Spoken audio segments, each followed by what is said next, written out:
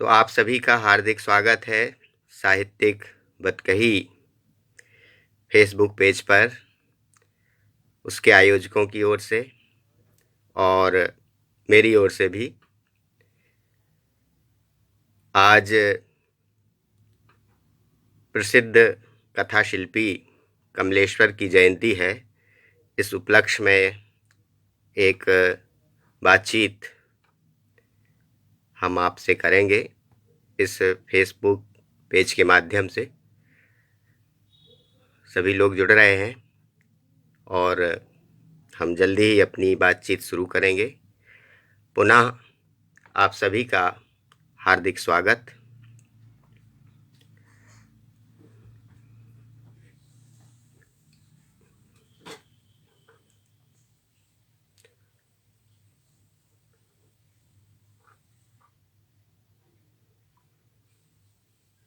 जैसा कि आप सभी लोग जान रहे हैं कि आज प्रसिद्ध कथाकार, कथा शिल्पी, नई कहानी आंदोलन के एक प्रमुख स्तंभ कमलेश्वर जी की जयंती है। इस उपलक्ष्य में साहित्यिक बतकही फेसबुक पेज के द्वारा उनके पुण्य स्मरण में यह एक छोटा सा आयोजन रखा है और इसमें मुझे आमंत्रित किया अपनी कुछ बात कहने के लिए। इसके लिए मैं उनका बहुत आभारी हूँ और सभी आयोजकों को धन्यवाद देता हूँ। कमलेश्वर एक कथाकार के रूप में आप उन्हें एक बहुआयामी व्यक्तित्व कह सकते हैं। वैसे तो उनकी मूल पहचान एक कहानीकार के रूप में पहले है और नई कहानी के स्तंभ के रूप में आप उन्हें जानते हैं, लेकिन बहुत से प्रसिद्ध उपन्यास भी उन्होंने लिखे हैं और उन सभी का नाम आप जानते होंगे। उनके परिचय में आपने पढ़ा होगा। कितने पाकिस्तान, जो उनका आखिरी उपन्यास था, बहुत चर्चित रहा। इसके अलावा उन्होंने डायरी, यात्रा वृत्तांत भी लिखे। उनकी कई कृतियों पर फिल्में भी बनी और उन्होंने पटकथाएं भी लिखी फिल्मों की। आलोचना के लिए भी एक काम किया और नई कहानी की भूमिका जैसी किताब लिखी और सारिका पत्रिका का संपादन करते हुए कहानी के और दूसरे आंदोलनों की तरफ भी उन्होंने दिशा निर्देश किया था। तो एक तरह से एक बहुआयामी व्यक्तित्व के रूप में हम कमलेश्वर को पाते हैं। लेकिन और सभी पक्षों पर बातचीत के अलावा आज हम विशेष संदर्भ में उनके कहानीकार रूप और विशेषता उनकी बहुत चर्चित कहानी राजा निर्वंशिया पर कुछ बात कहेंगे आपसे या बात रखेंगे। यह कहानी बहुपठित है और नई कहानी आंदोलन की प्रमुख कहानियों में इसका नाम रहा है। वैसे तो कमलेश्वर ने बहुत सी कहानियाँ लिखी और उनके एक तरह से देखें तो विषय वस्तु की दृष्टि से विविध आयाम हैं। जैसे राजा निर्वंशिया के अलावा नीली झील, कस्बे का आदमी, देवी माँ, खोई हुई दिशाएं, जॉर्ज पंचम की नाक, मांस का दरिया, बयान, दिल्ली में एक मौत जैसी बहुत सी चर्चित कहानियाँ हैं। लेकिन एक कहानीकार के रूप में उनको पहली ख्याति संभवतः इसी कहानी ने दिलाई थी या इसी कहानी के माध्यम से मिली थी। और उनका पहला संग्रह, जिसका नाम शायद पहले कस्बे का आदमी रखा जाना था, लेकिन यह 1957 में प्रकाशित हुआ, उसका नाम राजा निर्वंशिया ही था। और उसके पहले ये कहानी, जो नई कहानी आंदोलन का एक मंच थी पत्रिका, कहानी नामक पत्रिका में, यह पहले प्रकाशित हुई थी और काफ़ी चर्चित भी हुई थी। और एक तरह से एक प्रतियोगिता कहानी की हुई थी, उसमें इसको पुरस्कार भी प्राप्त हुआ था 1956 में, जो कहानी पत्रिका का विशेषांक निकला था उसमें। ये कहानी की पहली जो खासियत है और नई कहानी की विविधताओं में इसकी गिनती की जाती है।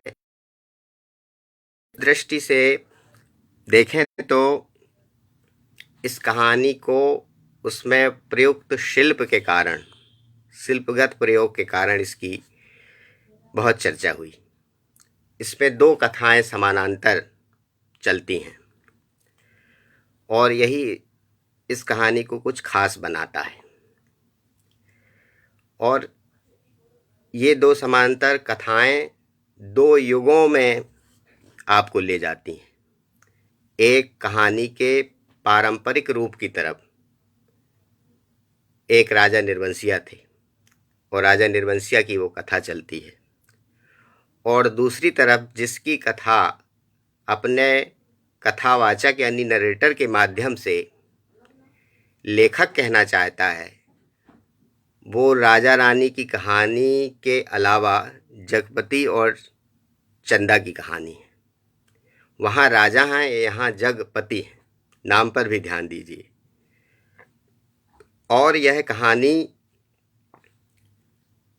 उस कथा शिल्प में एक बार अगर उसकी चर्चा आती है कहानी की, राजा निर्वंशिया की, तो फिर जगपति और चंदा की कहानी आती है। मुख्य आधिकारिक कथा वही है जिसे वो लेखक कहना चाहता है। और ध्यान दीजिए, ये तो एक शिल्प की बात हुई कि राजा निर्वंशिया और जगपति की कथा की जो समानता है, समानांतर कथा शिल्प के रूप में चर्चा, हमें लगता है कि नई कहानी आंदोलन के समय शायद ये संभवतः ये पहली ऐसी कहानी थी जिसमें इस शिल्प का प्रयोग हुआ। फिर बाद की कहानियों में आया। जैसा कहा जाता है कि किसी भी लेखक की कृति में उसके पूर्वज यानी परंपरा भी उसमें बोलती है, विद्यमान होती है। तो ध्यान दीजिए कि लोक तत्वों का प्रयोग संभवतः नई कहानी की कहानियों के पहले भी हिंदी की कहानियों में हुआ है, और प्रेमचंद की ही कहानियों को आप उदाहरण के रूप में ले सकते हैं, या दूसरे कथाकारों की। अगर नई कहानी के पहले के कहानी के इतिहास पर थोड़ी नज़र डालें या देखें, गौर करें, तो ऐसी बहुत सी कहानियाँ मिल जाएंगी। पर इस कहानी में नवीनता ये है कि लोक कथा तो इसमें है, लेकिन लोक कथा के माध्यम से आज के यथार्थ को, आज के जीवन को, यानी उस समय के समाज में स्त्री को और पुरुष की मानसिकता को, पितृसत्ता को, वह रचना राजा के ज़माने से है और चली आती है। तो यह बात ध्यान देने की है कि राजा की कहानी में अब थोड़ी सी बात यहाँ यह संकेत करते हुए चलें। संभवतः आप सभी ने कहानी पढ़ी होगी, वो कमलेश्वर की वो चर्चित कहानी है, इसलिए भी पढ़ी होगी, और विश्वविद्यालयों के अनेक जगहों पर पाठ्यक्रमों में भी यह पढ़ाई जाती है, इसलिए भी शायद जो छात्र इस समय यदि जुड़े होंगे तो वो इस बात को समझ रहे होंगे कि वो कहानी वहाँ भी उन्होंने पढ़ी है। तो यहाँ पर यह देखिए कि राजा की कहानी में जो रानी के ऊपर संदेह और संतान ना होने का जो पूरा दारोमदार स्त्री के मत्थे मढ़ दिया जाता है, और इस तरह स्त्री को पुरुष और समाज द्वारा एक तरह से लांछित और अपमानित किया जाता है, यह बात दोनों कहानियों को जोड़ती है। वहाँ रानी निस्संतान है और राजा अपने राजपाट और पौरुष को और वंश को चलाने के लिए कामना करता है कि उसको एक पुत्र हो, और ऐसा ना होने पर वो चला भी जाता है। ये सब कथानक आपको पता है। और बाद में रानी उसको ढूंढने मंत्री के साथ निकलती हैं, तो वो रानी पर संदेह करता है और वो रानी वेश बदलकर फिर सराय में जाती हैं और राजा से उनकी भेंट होती है। और एक रात के बाद वहाँ से आती हैं तो फिर वो बच्चे उनके होते हैं दो, और राजा लौट के आते हैं तो उसे रानी को लांछन देते हैं कि ये पुत्र कहाँ से जन्मे। बाद में वो चूँकि एक लोक कथा है और उस तरह से उसमें चमत्कार के तत्व भी जुड़े हुए हैं कि कुल देवता के सामने पूजा में देवता वास्तविकता से इंगित कराते हैं और राजा का सारा भ्रम दूर हो जाता है। वे पुत्र फिर छोटे बन के, ये सब कहानी में आता है। लेकिन जगपति और चंदा की कथा में जिस तरह से एक संघर्ष चलता है और अनवरत वो संघर्ष जगपति का आर्थिक स्थिति से भी है, अपनी जो उसकी पारिवारिक सामाजिक स्थिति है उसमें चंदा के बच्चे ना होना और आर्थिक संघर्ष से जूझते हुए जो एक मोड़ कहानी में आता है कि उसको एक दुर्घटनावश उसके जांघ में गोली लग जाती है कहीं जाने पर, एक शादी ब्याह के अवसर पर। तो फिर उपचार में उसकी काफ़ी समय होता है। वहाँ पर जो एक दूसरा पात्र मौजूद है, वहाँ यदि मंत्री है तो यहाँ बच्चन सिंह है, और वो जो है मौके का एक तरह से लाभ उठाता है। एक तरह से एक प्रतिनायक के रूप में, खलनायक उसको ना भी कहें तो एक प्रतिनायक के रूप में बच्चन सिंह इस कहानी में मौजूद है। और वह चंदा की मजबूरी का कि वह पति को अच्छा करना चाहती है, उतने धन दौलत उसके पास नहीं है, तो वह उस लाचारी का फ़ायदा उठाता है और जगपति ठीक भी हो जाता है। फिर वो उसके शहर में, कस्बे में अपनी नौकरी अस्पताल में जो कंपाउंडर है उसमें वो ट्रांसफ़र कराता है। फिर ये पूरी कहानी का जो वृत्तांत है उसके साथ साथ चलता हुआ इस मोड़ पर पहुंचता है कि जगपति को भी उसकी मदद लेना होती है और वो लकड़ी का टाल खोल लेता है, क्योंकि इस समय जब वो बीमार है, अस्पताल में भर्ती रहता है, दुर्घटना में जब उसके चोट लग गई है, तो काफ़ी उसको समय नौकरी से बाहर रहने पर वो नौकरी छूट जाती है उसकी, और आर्थिक संघर्ष से जूझते हुए फिर उसे बच्चन सिंह की सहायता से एक लकड़ी का टाल खोलता है और कर्ज के बोझ से दबा हुआ है। लेकिन यहाँ पर ये सारा वृत्तांत के साथ जगपति के परिवार और समाज द्वारा, जिसको राजा निर्बंसिया निसंतानहीनता पर बार बार चोट की जाती है, और साथ में चंदा को भी, और यहाँ तक कि जगपति भी संकेत में वो लांछन चंदा को लगाता है कि घर में क्या है, क्या तुमसे, संकेत में ये कहता है कि एक बच्चा भी घर में नहीं जन्मा। तो इस तरह से ये चोट जो स्त्री के मन की संवेदना में पड़ती है वो जगपति द्वारा भी है और समाज द्वारा भी है, जबकि सारी परिस्थितियां ऐसी नहीं हैं कि इसके लिए स्त्री ही जिम्मेदार है। पुरुष को पितृसत्ता बरी कर देती है, लेकिन स्त्री इसमें घुटती है। और यही बात कहानी शायद अपने एक केंद्र में इस बात को रखना चाहती है, और राजा निर्बंसिया की कथा के माध्यम से जगपति और चंदा के आज के दौर की वो कहानी लेखक कहता है। और अंत में, अब इसके थोड़े अंत पे भी थोड़ी बात कर लें, फिर इसके दूसरे संदर्भों पे बात करें कि वो तो एक सुखांत की तरह कहानी समाप्त होती है कि पूजा समाप्त होने पर लोग फूल और चावल चढ़ाते हैं और सुखांत की तरह वो कहानी समाप्त हो जाती है। लेकिन यहाँ वो एक दर्द भरी दास्तान की तरह ख़त्म होती है। जगपति आत्महत्या कर लेता है और दो पत्र जैसे उसके व्यक्तित्व के दो पहलुओं को उजागर करते हैं कि उसका दाह संस्कार उसके पुत्र द्वारा किया जाए, क्योंकि चंदा घर छोड़कर चली जाती है और उसको बच्चे को जन्म होता है, और जैसा उसको संदेह था कि ये बच्चा उसके बच्चन सिंह के द्वारा हुआ है, तो वो अपने मायके चली जाती है और वहाँ से वो संदेश भेजता है, मतलब एक तरह से अपनी मृत्यु के समय वो पत्र छोड़ जाता है कि उसका दाह संस्कार उसके, वो एक तरह से चंदा को पश्चाताप करता है।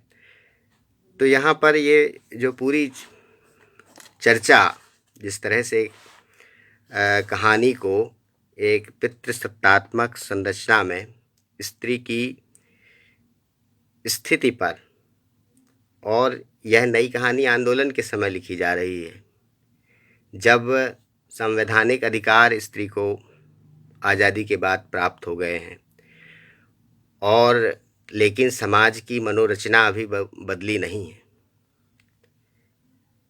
और लोक कथा के माध्यम से यहाँ पर लेखक एक तरह से जाति, वर्ग और लिंग या जेंडर के आधार पर जो समाज में कथित तौर की नैतिकता या नैतिकता के जो विभिन्न मानदंड हैं उनको उजागर करती है। जगपति की एक सामाजिक जो आर्थिक स्थिति है और उनका पूरा संकेत कहानी में किया गया है। हमने इसका कथानक बहुत संक्षेप में आपको अभी बताया, वो इसीलिए कि थोड़ा कहानी से वाकिफ़ आप हों, यदि नहीं पढ़ी है तो भी, और पढ़ी है तो उसकी स्मृति आपको आ जाए।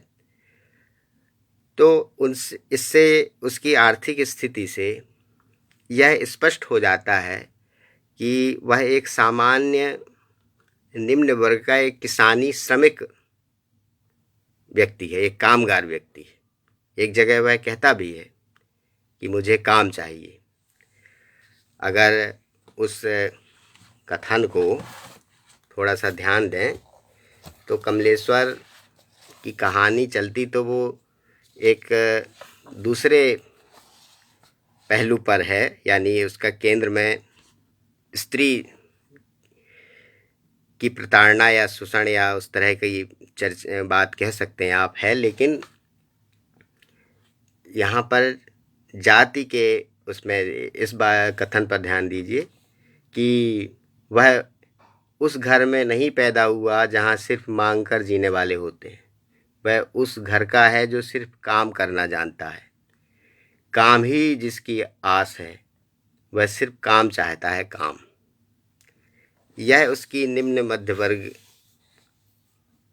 से जुड़े कामगार या श्रमिक होने की बात को पुष्ट करता है। दलित वर्ग का संभवतः वो नहीं है, पर किसान जरूर है। वह सवर्ण वर्ग का भी नहीं है, यह भी कहानी संकेत कर देती है। एक तरह से मेहनत का समुदाय है जो उससे वो जुड़ा हुआ है, उससे ही वो चरित्र है। कहानी में जैसा अभी हमने आपसे पहले ही बताया शुरुआत में ही कि दो कथाएं एक साथ साथ चलती दिखाई देती हैं। एक उस क्षेत्र के, उस इलाके के राजा की और दूसरी जगपति की। दोनों के दाम्पत्य की ये कहानी है और दोनों पति पत्नी दोनों के यहाँ निस्संतान हैं, निर्वंशिया हैं। कहानी का नाम निर्वंशिया इसीलिए है कि वो निस्संतान है, वंश को चलाने वाला नहीं है, पैदा नहीं हुआ है। और आगे चलकर दोनों स्त्रियां, दोनों पत्नियां, वहाँ रानी और यहाँ चंदा, संतानवती होती हैं, गर्भवती होती हैं। और कहानी में जो हवाले आए हैं, विवरण आए हैं, वे इस बात की पुष्टि करते हैं कि वे दोनों स्त्रियां पति के संसर्ग से ही बच्चे को नहीं जन्मती हैं, वो एक दूसरे पुरुष से जन्मती हैं। और जैसा कि हमने आपको कथानक में बता ही दिया कि वह दूसरा पुरुष जगपति की कहानी में बच्चन सिंह कंपाउंडर हैं, और जिसे जो है रुपयों के लिए उस जगपति ने यह बात जानते हुए भी एक तरह से स्वीकार कर ली है। चंदा बाद में कहती भी है कि मुझे बेच दिया तुमने। और लेखक ने यह दोनों कहानियों का ये मसला बहुत कौशल से दिखाया है। हालांकि राजा और रानी की कहानी में एक तरह से वो बात दूसरी हो जाती है कि वहाँ रानी जब वेश बदल कर जाती हैं तो वो राजा से ही मिलती हैं। राजा को संदेह है, लेकिन गौर कीजिए कि उस समय एक पुरुष का चरित्र और स्त्री को सतीत्व अपना साबित करने के लिए अपना वेश बदलकर, और वह जानते हुए कि राजा एक सराय में रुके हुए हैं, वह उनके पास जाती है, उनसे ही वो मिलती है और बाद में बच्चे उसके जन्मते हैं। तो आप ध्यान दीजिए कि यहाँ पर राजा के चरित्र को भी कहानीकार केंद्र में रख देता है या कटघरे में रख देता है। हालांकि वो रानी से ही मिला था, लेकिन वह अनजान था कि वो रानी है। तो खैर, ये कहानी को पढ़ते हुए ये चीज़ें आप गौर करेंगे। लेकिन यहाँ जो वर्ग है और जो लिंग आधारित, जेंडर आधारित समाज के प्रति जैसा रुख है लोगों का, जैसी सोच है समाज में, और यह कहानी उसको बहुत प्रामाणिक ढंग से उभारती है। चूँकि जगपति एक श्रमिक वर्ग से आता है और उसे जमाने के, अपने परिवार के भी और समाज के भी बहुत से ताने सहने पड़ते हैं, और जगह जगह उसको ये चीज़ें अंदर से तोड़ती जाती हैं। और उधर राजा के जंगल चले जाने के बाद,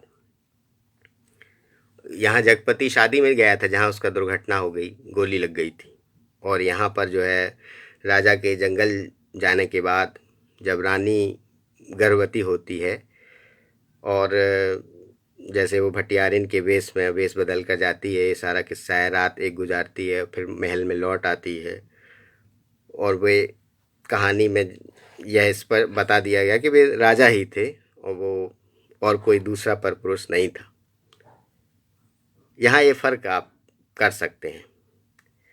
और जो दोनों बालक उनको जन्मते हैं और वो अपने बेटे या अपने राजकुमार होने पर संदेह करते हैं, तो फिर एक देवी चमत्कार या एक तरह का छेपक जैसे कहानी में जोड़ दिया गया है कि कुल देवता ने दोनों बालकों को फिर से बच्चा बना दिया और रानी जो है प्रसूता स्त्री में बदल जाती हैं और रानी अपने सतीत्व को साबित कर देती हैं, प्रमाणित कर देती हैं। लेकिन लेखक की, कहानीकार की जो पक्षधरता है, मतलब आप देखें तो ये बात भी गौर करना चाहिए कि नई कहानी में जो वैचारिक पक्षधरता थी, वो नई कहानी आंदोलन के पहले की वैचारिक पक्षधरता से कैसे बदलती है, ये भी कमलेश्वर की इस कहानी में प्रगतिशीलता के आशय को आप देख सकते हैं रचनात्मक स्तर पर। और ये पक्षधरता जगपति के कहानी के साथ बहुत स्पष्ट ढंग से कहानी में व्यक्त हो जाती है और अपनी विशिष्ट कथा शैली में, समांतर कथा शिल्प से, कथा शैली में वो एक तरह से सीधे, जैसे कि पक्षधरता लेखक की एक फार्मूले के रूप में या आती है, वो कहानी से उभरती है यहाँ। सीधे एक लेवल पर स्पष्ट नहीं दिखती है, उसे कहानी के पाठ के भीतर से तलाशना होता है। और लेखक की निगाह वहीं पर है, वो अपने पाठक को बार बार वहीं ले जाना चाहता है। और इस तरह से कहानी के एक सघन पाठ से, बारीक पाठ से अगर आप साथ साथ चलें तो कई जगह ऐसे अवसर हैं जहाँ पर ये बात स्पष्ट होती जाती है। और एक लेखक की एक पूरी जो संवेदना है, जो पक्ष है, वो जगपति व चंदा के साथ है। और एक तरफ जगपति की जो जिस तरह से एक कमज़ोर स्थिति है, और जिस तरह से वह एक संवेदना का लेखक की और पाठक की हिस्सा बनता जाता है, वो भी जगह जगह रेखांकित लेखक कर देता है। और जो दूसरा पात्र कंपाउंडर हैं बच्चन सिंह, वो एक तरह का एक ऐसा मौका परस्त, एक छोटा जैसे एक सामंत साहूकार भी आप कह सकते हैं, उस रूप में उसको दिखाया गया है, जो एक तरह से मजबूरी का, चंदा की, जगपति की का फ़ायदा उठाता है और एक तरह से उसको एक उपनिवेशी मानसिकता से ग्रस्त एक सामंत या एक तरह के साहूकार के रूप में आप कहानी में देख सकते हैं, जो लोगों की व्यवस्थाओं का, मजबूरियों का बहुत कुशलता से फ़ायदा उठा लेते हैं। और लेकिन उसके माध्यम से जो गांव के, कस्बे के सरकारी अस्पताल हैं, उस तरफ भी कहानीकार ने, मतलब कहानी जब चलती है, कहानी जब अपने कथानक में पूरे वृत्तांत को संजोती है, तो कई बातें, कई कोने, कई तरह की विसंगतियाँ, कई तरह की ऐसी स्थितियाँ कहानी में उजागर होती जाती हैं। और वहाँ आप देखें तो सरकारी अस्पतालों की जो हालत है आज़ादी के बाद के हिंदुस्तान में, गांव में, वो जगपति के इलाज के दरमियान कंपाउंडर बच्चन सिंह की बातों से, वहाँ की परिस्थितियों से उजागर होती हैं। खैर, कहानी को पढ़ते हुए जो पाठक की सहानुभूति चंदा से और दूसरी तरफ रानी से, अब वो जगपति की परिस्थितियों, बस ऐसी स्थितियां हो सकती हैं जिससे पाठक थोड़ा उसके लिए द्रवित हो, लेकिन लेखक की निगाह उससे अलग तो स्त्री चरित्रों पर है और उनकी सामाजिक स्थिति पर है। मूल मुख्य आधिकारिक कथा में चंदा है और दूसरी तरफ जो रानी की कथा है, राजा रानी की, राजा निर्वंशिया की, शीर्षक उसी से लिया गया है, वहाँ रानी के प्रति। तो एक तरह की जो नई कहानी में स्त्री के प्रति एक जागरूकता, अब आज का दौर स्त्री विमर्श का दौर भी है और कथा साहित्य में उसके हवाले से बहुत सी बातें, चर्चाएं होती हैं। उस सारे परिप्रेक्ष्य को हम दोहराना और विस्तार देना यहाँ फिलहाल नहीं चाह रहे हैं, लेकिन यह संकेत करते हुए कि नई कहानी आंदोलन के समय की ये कहानियाँ आज पुनर्पाठ की मांग करती हैं, क्योंकि इनमें एक तरह की जेंडर या लिंग जागरूकता, समाज का जो ठस ढांचा है, जहाँ स्त्री को ही हर चीज़ के लिए दोषी, या और परिवार में उसकी स्थिति को देखिए, बच्चा नहीं जन्मता। ध्यान दीजिए, कहानी के अगर बहुत पूर्व दौर में जाएं तो ताई कहानी विशंबर नाथ शर्मा कौशिक ने लिखी थी।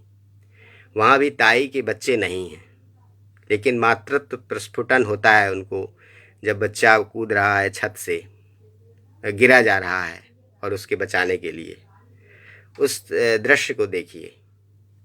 और सारा ठीकरा ताई को इस तरह से खलनायिका की तरह प्रस्तुत किया जाता है, लेकिन लेखक की निगाह यहाँ तक पाठक को ले जाना चाहती है कि ताई की यह मनोदशा किसने बनाई है, किस समाज ने रची है, ताने किस समाज ने दिए हैं, किस परिवार की संरचना ने दिए हैं, बच्चा न जन्मने के कारण। और यह कहानी भी थीम अलग है, हालांकि मसला यहाँ कुछ अलग है, लेकिन ये स्त्री के रूप में आप चंदा की स्थिति को भी आप दे सकते हैं कि संतान जिनके नहीं होती, संतान उत्पत्ति के लिए जो कथित रूप से अक्षम स्त्रियां को समाज या परिवार अवमानित करता है, प्रताड़ित करता है, अपमानित करता है।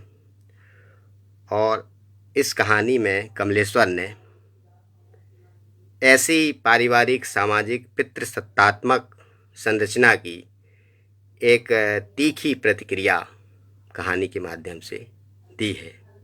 एक तरह से उस पर लेखक ने एक गहरा कटाक्ष भी किया है। चंदा और राजा की जो रानी है, दोनों के लिए जो एक कथन यहाँ चंदा की कहानी में जगपति के द्वारा कहा गया है, तुम्हारे कभी कुछ नहीं होगा, और बिंदुओं से एक अंतराल छोड़ दिया है। यह जो ताना है, उन ऐसे तानों को सुनकर, लगातार सुनते हुए, क्या स्थिति है एक स्त्री की, जबकि वास्तविकता इससे परे है, हकीकत इससे परे है।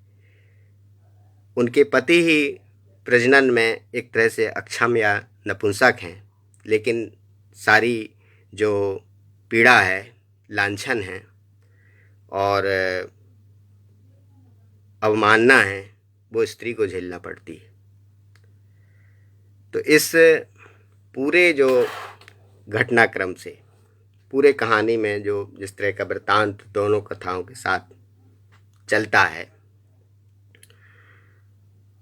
इससे लेखक पितृसत्तावादी समाज में स्त्रियों की स्थिति को और पुरुषों की तरह स्त्रियां भी एक तरह से एक वर्ग के जैसे पुरुष वर्ग है, लेकिन जेंडर के आधार पर पुरुष को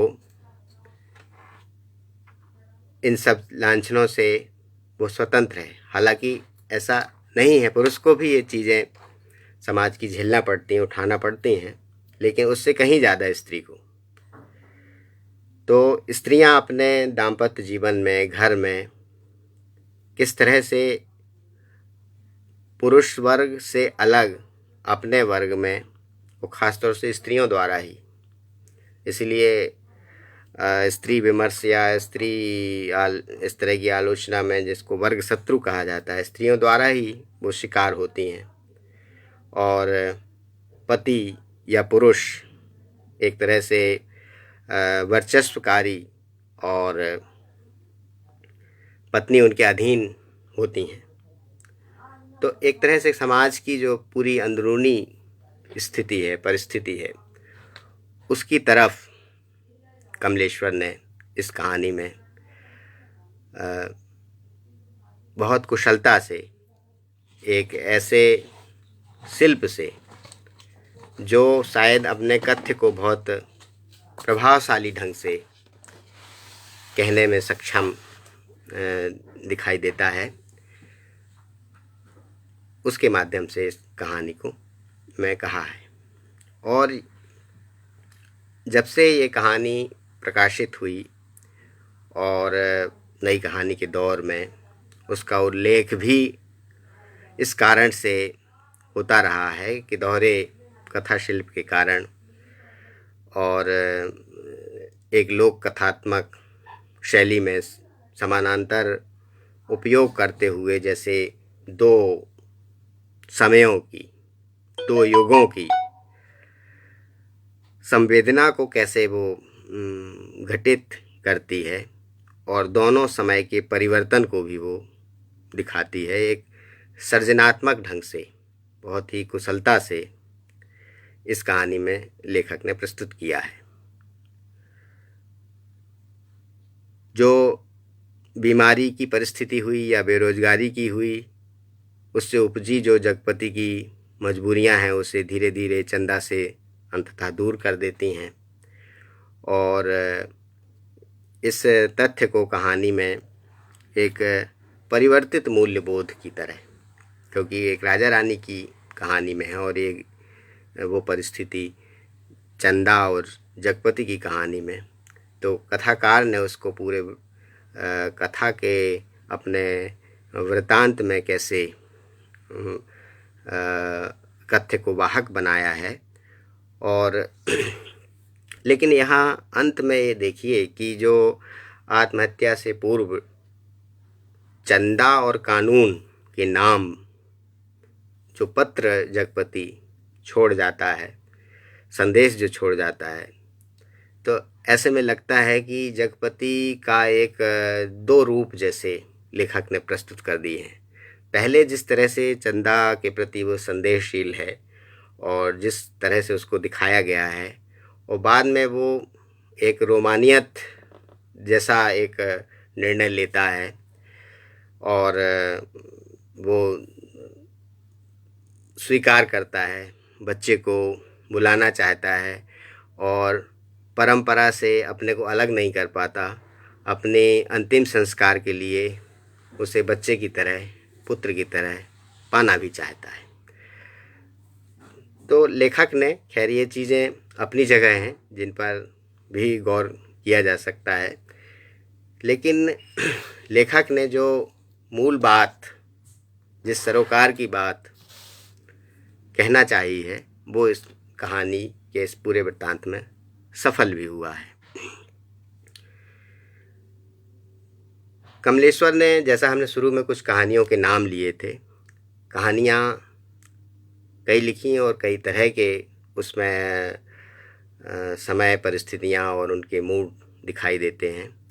जब नई कहानी आंदोलन के समय ग्राम कथा और नगर कथा की बहस चल रही थी या चर्चाएं हो रही थीं, उनके बीच कमलेश्वर को एक कस्बे के कथाकार के रूप में पहचाना गया या जाना गया और उस रूप में उनकी चर्चा होती रही है।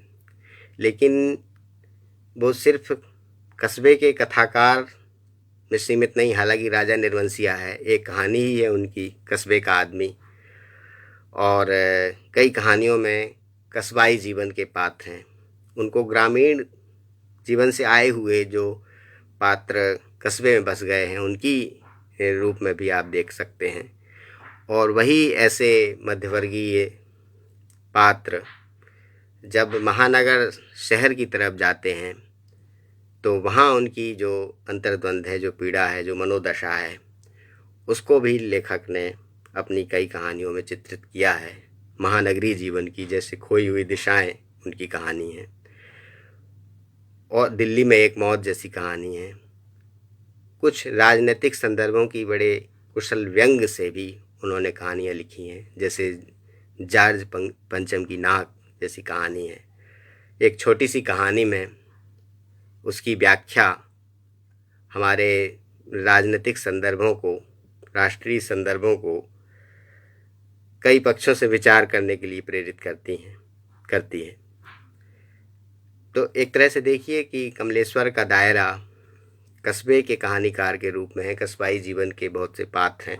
राजा निर्वंशिया की कहानी में ही जो पात्र हैं वो कस्बाई जीवन के आप कह सकते हैं। कस्बे के आदमी की कहानी में भी देखिए, तो कोई भी कहानी का आप एक वृतांत देखें ऐसी कहानियों में, महानगरी बोध की कहानियों में कुछ अतिशयता तक या परिस्थितियों को वो एक दूसरे एक अस्तित्ववादी रूप में, अजनबीपन या अलगाव का बोध जो नई कहानी में आया था, उससे प्रेरित उस मूल्यबोध की कहानियाँ भी लिखी हैं, जिसे आलोचकों ने अस्तित्ववादी दर्शन से प्रेरित कहानियाँ भी माना है, और उनकी आलोचनाएं भी उस तरह से हुई हैं। और उन परिस्थितियों को उन्होंने भारतीय कहा है, लेकिन वे कुछ अतिरंजित सी भी जान पड़ती हैं। जैसे खोई हुई दिशाएं में ही नायक अपनी पत्नी से कहता है, क्या अंत में क्या मुझे तुम पहचानती हो, ऐसी जो परिस्थिति उस कहानी में आती है। और वह जिस तरह से परेशान है शहर में रहते हुए, महानगर में रहते हुए, तो एक कस्बे का आदमी और एक महानगर में रहने वाला कमलेश्वर ने खुद भी मैनपुरी से फिर इलाहाबाद होते हुए दिल्ली पहुँचे थे और वहाँ पर फिर अपने लेखन की यात्रा उनकी चलती रही। तो वो चीज़ें भी लेखक अपने अनुभव से ही चीज पाता है, और नई कहानी में तो ये विशेष रूप से अनुभव की प्रामाणिकता की बात कही भी गई थी। तो वैसी कई मूड और स्तर की कहानियाँ हैं, कई प्रेम कहानियाँ भी हैं कमलेश्वर के यहाँ। लेकिन ख़ास तौर से जो उनकी ऐसी कहानियाँ हैं जिसमें एक संवेदना का एक मार्मिक स्थल आपको मिलता है। राजा निर्वंशिया की बात तो सविस्तार बहुत सी हुई ही है। कस्बे का आदमी कहानी में भी आप देखिए तो जो उसके पात्र हैं, मुख्य पात्र हैं, और ट्रेन में जिनकी मुलाकात अपने एक गांव के ही, कस्बे के ही परिचित व्यक्ति से होती है, और वो एक ऐसे अकेले विस्थापित से पात्र हैं जो अपने तोते को पिंजरे में पाले हुए हैं। और पूरा कथानक वृतांत शायद कहने की ज़रूरत नहीं है, पर इतना उसमें संकेत अंतिम स्थिति जो आती है कि वो जो कस्बे के आदमी हैं, मुख्य पात्र हैं, वो बीमार पड़ जाते हैं और कोठरी में पड़े हुए हैं, बीमार हैं, और अपना तोता वो जो व्यक्ति उनके गांव के, शायद उनका शिवपाल नाम है, उनको सौंप देते हैं कि इसको अपना पाल लेना, जीवित रखना। लेकिन उनके घर में कोई बच्चा उसके पूंछ के पंख उखाड़ लेता है, और जब ये उनको पता चलता है तो वो अपना पिंजरा वापस ले आते हैं और अपने घर में उसको रख लेते हैं।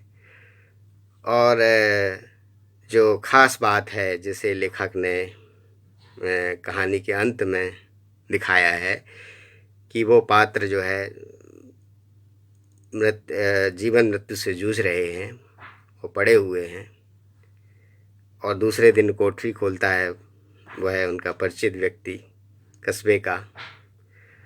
तो देखते हैं कि वो पड़े हुए हैं, उन्हें लगता है कि अभी ये शायद सो रहे होंगे, लेकिन और लोग इकट्ठे होते देखते हैं कि उनकी तो रात में मृत्यु हो गई है।